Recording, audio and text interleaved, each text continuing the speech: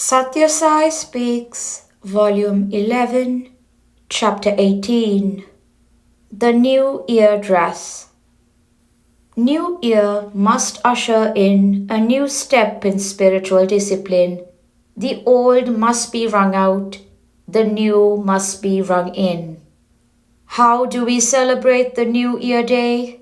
We sweep, we clean, we remove the cobwebs, we whitewash the walls.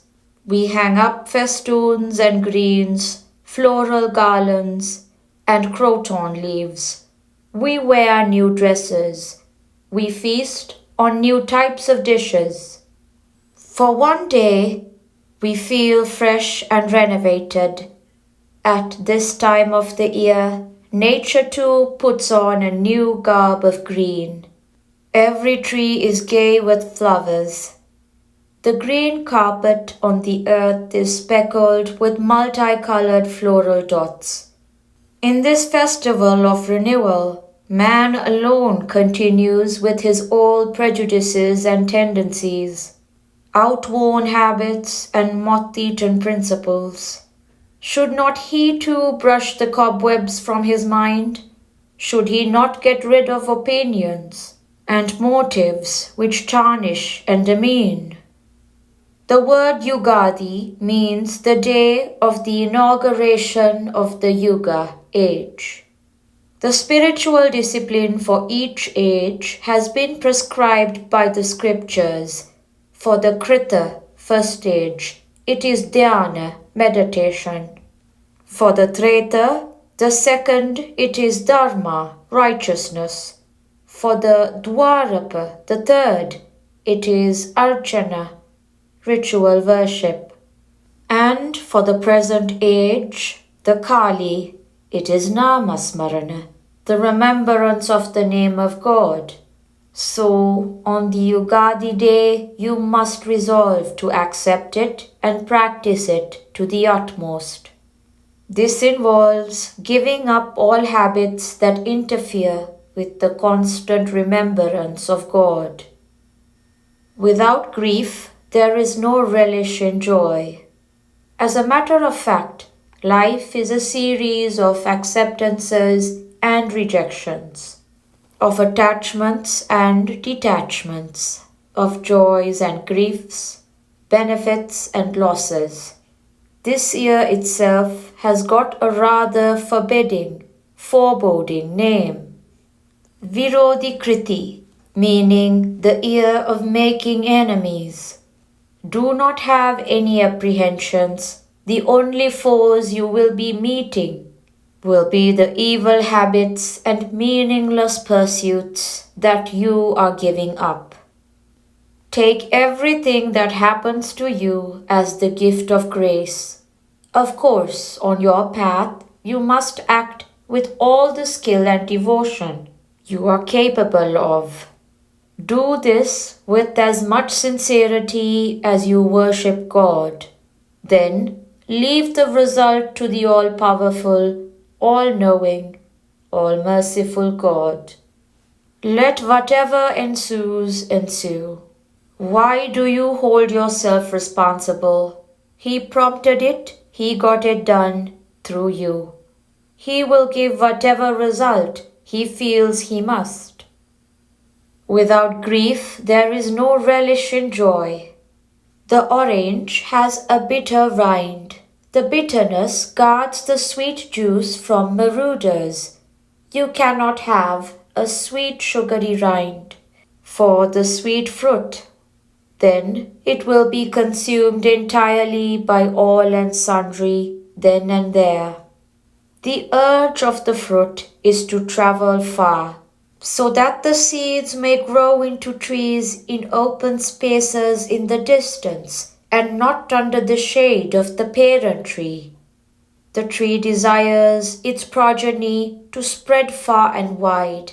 So, if the rind is bitter, the eater will take it with him and travel some distance, while removing it and start scattering the seeds only many paces away. You cannot keep gold safe in a gold box. you must have a steel almirah for it. The gift of joy comes packed in the rind of grief.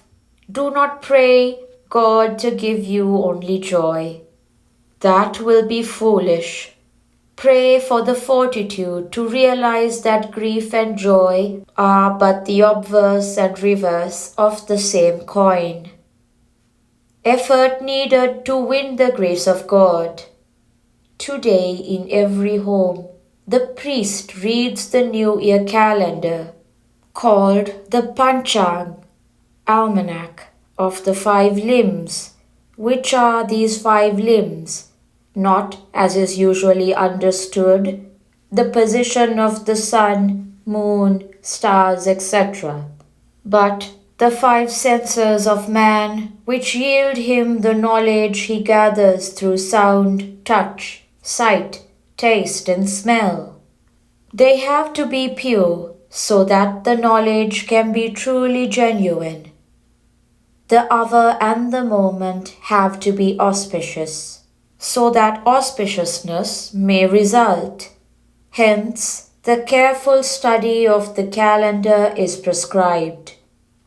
The planets cannot prevail over the grace of God, which is the most potent influence to guard and guide man.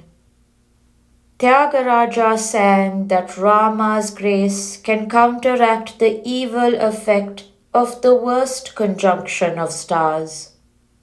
People resort to vows and rites, hoping to ward off the evil that stars may bring about, but no effort is made to win the grace of God.